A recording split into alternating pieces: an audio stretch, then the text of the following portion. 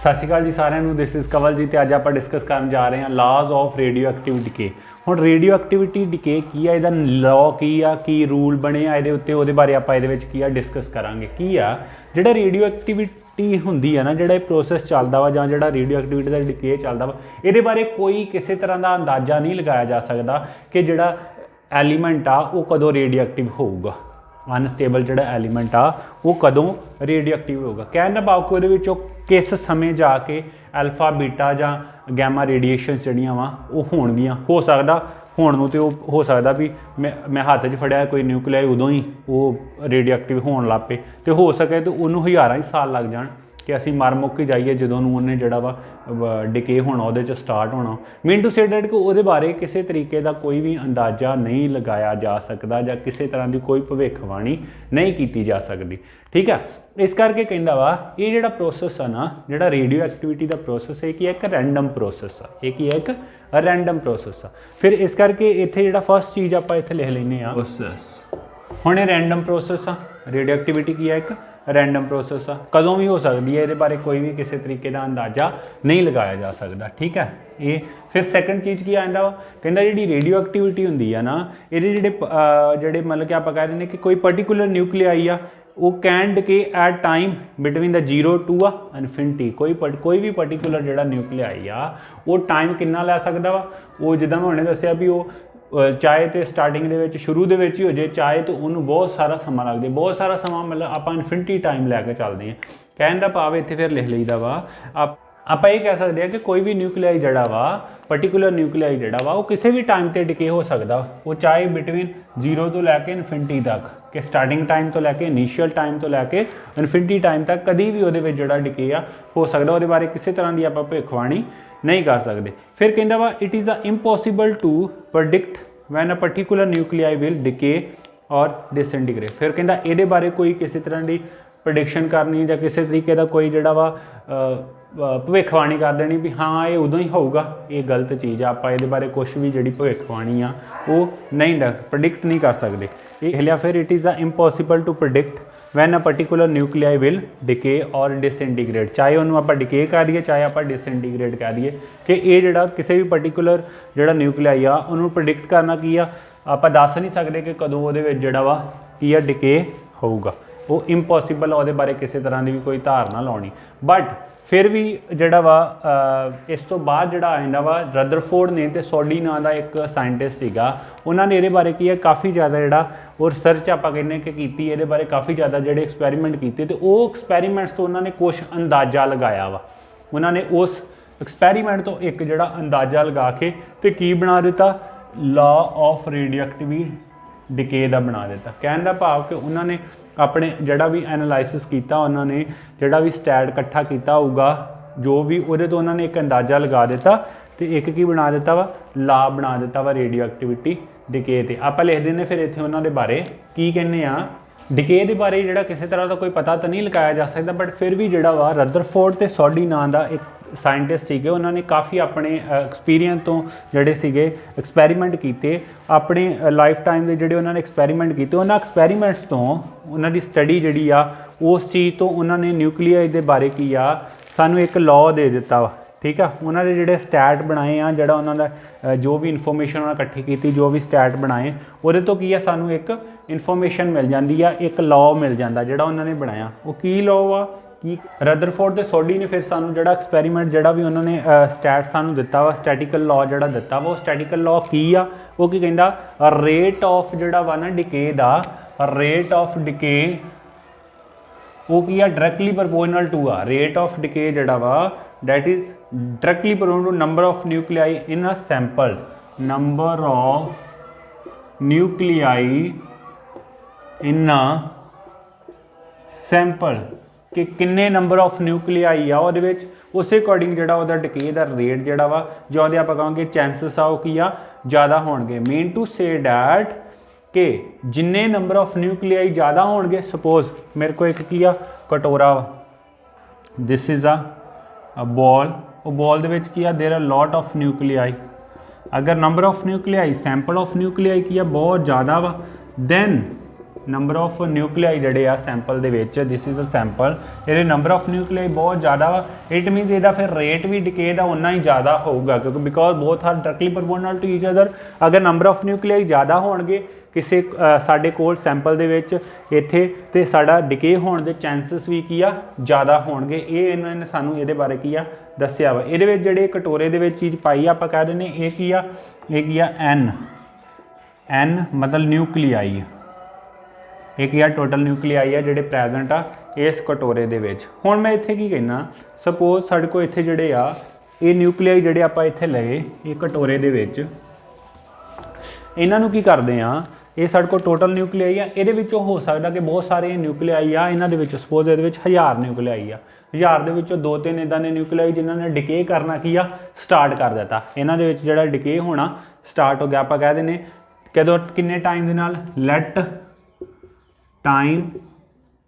dt दे नाल, ते इहदे विचों कुछ जिहड़े न्यूक्लियाई टोटल जिहड़े n आ, इहदे विच आपां कहने स्मॉल न्यूक्लियाई स्मॉल मतलब dn न्यूक्लियाई जिहड़े सीगे वो की हो गए डिके होना स्टार्ट हो गया। आपां कहने कि ये dn न्यूक्लियाई जिहड़े वो की होए डिके होए, ये इत्थे लिख दिंदे कि ये जिहड़े की होए डिके होए, ते इहदा मतलब इहदा रेट ऑफ डिके की आ, rate of decay is equal to की होगा जिन्ने नंबर ऑफ न्यूक्लियाई डिके होए डिवाइडेड बाय कितना टाइम टेकन, यही तो इहदा रेट आ कि number of nuclei decay, number of nuclei decay divided by time. तो how many nuclei which are decay, that is the dn nuclei जिहड़े वो की होए आ डिके होए आ। इत्थे साडे कोल किन्ने आ डिके होए, dn न्यूक्लियाई जिहड़े डिके होए, ते कितना टाइम उन्हां दा dt, this is a rate of decay, rate of decay की है साडे कोल dn ओवर dt आ गया। हुण ये जिहड़ा dn ओवर dt आया साडे कोल आ गया rate of decay, can we write this rate of decay, आ जिहड़ा रेट ऑफ डिके आ dn over dt is directly proportional to n, because n is the number of nuclei in sample दे which किन्ने number of nuclei सीगे n, तो फिर आप इनू इदां लिख सकते हैं कि रेट ऑफ जिहड़ा डिके आ डायरेक्टली प्रोपोर्शनल टू किहदे आ n दे dn over dt is equal to n। इत्थे डायरेक्टली प्रोपोर्शनल दा आपां साइन जिहड़ा वा वो हटा दिंदे आ, डायरेक्टली प्रोपोर्शनल दा साइन आपां हटाता, तो इत्थे की लिख लांगे, इत्थे लिख लांगे dn over dt is equal to lambda n, is equal to lambda n। और बुक्स ने की पाया होया इत्थे, बुक्स ने इत्थे पाया है कि जिहड़ा dn ओवर dt है ना, इहदे नाल की ला दिंदे हो माइनस शोज डैट इहदे विचों की आ नैगेटिव साइन की शो कर रहा कि इहदे विच जिहड़ी वैल्यू ऑफ न्यूक्लियाई है ना वो की हो रही है डिक्रीज हो रही है, तां करके उन्होंने माइनस का साइन इत्थे जिहड़ा उहदे नाल लगा दिता। ठीक है कि नंबर ऑफ न्यूक्लियाई की है इहदे विचों डिक्रीज हो रहे आ, तो negative sign shows the nuclei are decreasing during the time of decay, फिर तां करके इत्थे आप लिख दिंदे माइनस ते माइनस। हुण इत्थे की आ गया lambda N, lambda where lambda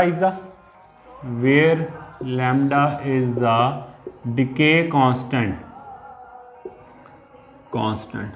where lambda is the decay constant. ये जिहड़ा लैमडा वा ना डिके कांस्टेंट, ये हर एक एलीमेंट वास्ते की होगा अलग होगा इहदी वैल्यू, ये नहीं भी यूरेनियम के वास्ते इत्थे अगर यूरेनियम टुट रहा वो वास्ते लैमडा की वैल्यू कुछ होर होगी, अगर थोरीयम टुट रहा तो वो वास्ते जी लैमडा की वैल्यू कुछ होर होगी। कहने का भाव कि कोई भी न्यूक्लिया होगा वो वास्ते लैमडा की वैल्यू की होगी अलग होगी, डिके कांस्टेंट होगा उससे ही न्यूक्लियाई दा की होगा डिके कांस्टेंट होगा। ये जी इक्वेशन आती है इनू आप इक्वेशन 1 मान लें। तो this is the law of radio active decay, ये जोड़ा साढ़े को आंदा रेडियो एक्टिविटी डिके का लॉ आ गया। हुण जो लैमडा वा ना, जो लैमडा वा कहता that depend upon the choice of elements और ऑन आइसोटॉप्स। जिदा मैं हुणे दस्सिया कि जो लैमडा वा that depend upon a choice of element, lambda depends upon the choice of element, choice of element आप इत्थे कह दें कि एलीमेंट के उत्ते वो जो चॉइस उत्ते डिपेंड करता। हुण जिहड़ी साडे कोल इत्थे इक्वेशन आई है इन्हूं आप लिख लेने फ्रॉम 1, आप इसदी डेरीवेशन कर लेने, इसदी डेरीवेशन कर लेनी इक्वेशन दी 1 दी। आप लिखेंगे फ्रॉम 1 इक्वेशन 1 इनू आप इदा लिख सकते हैं minus D N over N is equal to आ एन इधर आ गया टी ये चल गया lambda D T D N over D T is equal to जहाँ आ माइनस ही उधर लै जाओ ये प्लस का ये कादा हो जाएगा माइनस का। ठीक है जी इक्वेशन आई इनू आप लिखांगे integrating both side integrating both side दोवां साइडा ते इंटीग्रेशन कर दो ये आ जाऊगा D N over N is equal to integration minus lambda T minus lambda जो कॉन्सटेंट वैल्यू इनू बाहर कढ़ लें आप इत्थे माइनस लैमडा इनू इदा लिख लेंगे माइनस लैमडा इंटीग्रेशन ये हुण जो इंटीग्रेशन करांगे ये साढ़े को आ जाऊगा log N is equal to जो ये इंटीग्रेशन करांगे आ जाऊगा minus lambda T plus C where C is the integration constant इनू आप करना constant of integration where C is the constant of integration. ठीक है हुण इत्थे जिहड़ी आपां वैल्यू बना लेने आ कि टी एट आर इक्वेशन आ इनू सैकंड इक्वेशन मान लो। ठीक है जो टाइम जिहड़ा वा टी इज इक्वल टू 0 जो इनीशियल स्टेट हैगी वो time is equal T is equal to 0 तो एन इज इक्वल टू किहदा होगा एन नॉट दे N not means its initial state of nuclei जिहड़ा साडे कोल पिया आ वा जो रेस्ट टाइम सीगा किसी तरह की कोई हलचल नहीं हुई उदों दा जिहड़ा साइज हो की हीगा एन नॉट सीगा। दैन इत्थे आप जिथे एन है उत्थे एन नॉट वैल्यू पुट कर देंगे जिथे टी है उत्थे 0 इन इक्वेशन 2 वी गेट इत्थे फिर आ जाऊगा log N naught is equal to minus lambda 0 plus C साढ़े को इत्थे सी की वैल्यू आ जाऊगी साढ़े को इत्थे वैल्यू का आ गई सी की वैल्यू आ गई सी की वैल्यू की आ सी इज इक्वल टू आ गया साढ़े को क्योंकि आ 0 ने मल्टीप्लाई होकर 0 हो गया ये आ गया लॉग ई एन नॉट। हुण ये जी वैल्यू आ पुट इन इक्वेशन सैकेंड च पुट करती तो वी गेट की आ जाऊगा साढ़े को log N is equal to minus lambda T plus C की वैल्यू क्या आ गई लॉग एन नॉट ये प्लस का वा इधर कादा हो जाएगा माइनस का इनू लिख लाँगे log N minus log N naught is equal to minus lambda T. हुण ये साढ़े को आ गया ये जी log N minus log N naught आ इनू आप लिख लाँगे log N over N naught ये फॉर्मूला होंदा तुसीं मैथ्स दे विच पढ़दे हो लॉग ये साढ़े को आ जाऊगा log N over N naught is equal to आ गया माइनस लैमडा टी। ये जी इक्वेशन आ this is a logarithmic term दे विच आपां इनू आर इक्वेशन लिख लैंदे आ इनू लॉगरिथमिक टर्म दे विच ए डी इक्वेशन आ ये मान लैंदे आ जां इनू जदों फिर आपां कन्वर्ट करदे आ इहदे तो इतों जो इनू कन्वर्ट करांगे ये साढ़े को आ जाऊगी ये इक्वेशन मान लेना थर्ड इक्वेशन हाँ ये तो अगे भी सॉल्व करना ये इक्वेशन मान लेना थर्ड इक्वेशन इस तो अगे की आ जाऊगा log N over N naught X over Y is equal to E raise the power वो कन्वर्ट हो जाता ये आ जाऊगा N over N naught is equal to E raise the power minus lambda T E raise the power minus lambda T N naught इन्ना multiply हो जाऊगा N is equal to आ जाऊगा N naught E raise the power minus lambda T ये maths के question कर दो। सो next साढ़े को आ जाता वा decay constant what is a decay constant सानू एक क्वेश्चन भी आ जाता पेपर में define decay constant. So decay constant is the time period reciprocal of lambda means time period is 1 over t is equal to 1 over lambda. So this is a decay constant. So if we want to solve it, how can we solve it? So we know n is equal to n naught e raised to the power minus lambda t. So what is the value of t? T is equal to 1 over lambda. We have to put this value of 1 over lambda here. So we get n is equal to n naught e raised power minus lambda into 1 over lambda. Lambda ਦੇ ਨਾਲ lambda cancel ਹੋ ਜਾਊਗਾ, ਇੱਥੇ ਆ ਜਾਊਗਾ n naught e raised the power minus 1, or you can write n naught over e. So put a value of e and solve it 1 over value of e, that will be equal to 0.368 n naught. N is equal to this. So we can say that, what is the meaning of this value? So we can say that lambda is a reciprocal of time in which the number of nuclei left, lambda is a reciprocal of time, lambda is a reciprocal of time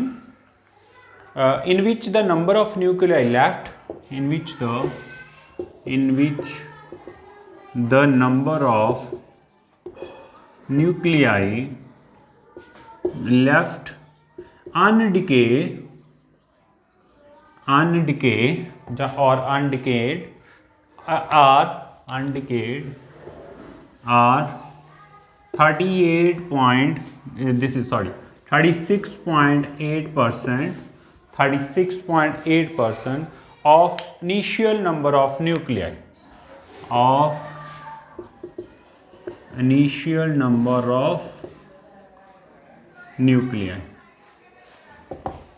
Next ਸਾਡੇ ਕੋਲ ਆ ਜਾਂਦਾ ਵਾ number of nuclei left after n half lives. ਸਾਨੂੰ ਪਤਾ ਵਾ ਕਿ ਸਾਡੇ ਕੋਲ ਜਿਹੜੇ ਇਨੀਸ਼ੀਅਲ ਜਿਹੜੇ ਨਿਊਕਲੀਆਈ ਸੀ ਨਾ, ਇਨੀਸ਼ੀਅਲ ਨਿਊਕਲੀਆਈ ਸੀ ਡੈਟ ਇਜ਼ n ਨੋਟ, ਇਹ ਸਾਡੇ ਕੋਲ ਇਨੀਸ਼ੀਅਲ ਨਿਊਕਲੀਆਈ ਸੀਗੇ ਜਦੋਂ ਕਿਸੇ ਤਰ੍ਹਾਂ ਦਾ ਕੋਈ ਡਿਕੇ ਨਹੀਂ ਸੀ ਹੋਇਆ। ਆਫਟਰ ਹਾਫ ਲਾਈਫ ਜਦੋਂ ਹਾਫ ਲਾਈਫ ਹੋਈ ਤੇ ਕੀ ਹੋ ਗਿਆ, n ਜਿਹੜੇ ਸਾਡੇ ਕੋਲ ਬਚ ਗਏ ਨਿਊਕਲੀਆਈ ਉਹ ਇਜ਼ ਇਕੁਅਲ ਟੂ ਕਿਹੜੇ ਹੋਣਗੇ, ਇਹਦਾ ਹਾਫ ਹੋ ਗਿਆ, ਮਤਲਬ ਜਿੰਨਾ ਇਨੀਸ਼ੀਅਲ ਸੀਗਾ ਉਹਦਾ ਕੀ ਕਰਤਾ ਆਪਾਂ half, n is equal to n not over 2। फिर की होया आफ्टर सैकेंड हाफ लाइफ जोड़ा वा n की वैल्यू की होगी, हुण ये जी चीज़ बची यदा हाफ कर दो की आ जाऊगा n नॉट ओवर 4, यदा हाफ जोड़ा वा इनू फिर 2 नाल डिवाइड कर देंगे तो 4 आ जाऊगा। सिमिलरली जो तीसरी बारी डिके होया यदी लाइफ की आ गई n is equal to n not, हुण यदा हाफ करो 4 टू जा 8 ओवर 8। इस तरीके अगर फोर्थ टाइम डिके होंदा तो n इज इक्वल टू की आ जाता वा n नॉट ओवर एदा हाफ करोगे तो आ जाऊगा 16 अप टू 100 इदा जो चलता रहा वा। कहने का भाव कि इस चीज़ को जरा वा ये नूमैरिकल आ जाती है, आप एक जनरल फार्मूला तैयार करना हो तो की लिखांगे, देखो इतने आप इदा लिख सकते n not over 2 raise the power 1, इतने n not over 2 raise the power 2 आउन दिया, इतने n not over 2 raise the power 3 आउन दिया, इतने n not over 2 raise the power 4 आउन दिया। और we can say for nth जो nth जी टाइम दे विच की होया फिर n की value n is equal to n not over 2 raise the power n, ये फार्मूला जोड़ा आ जाता वा फॉर अलग अलग जो आप डिके जोड़ा कढ़ते हैं फॉर nth हाफ से आपको आ जो फार्मूला मिल जाता।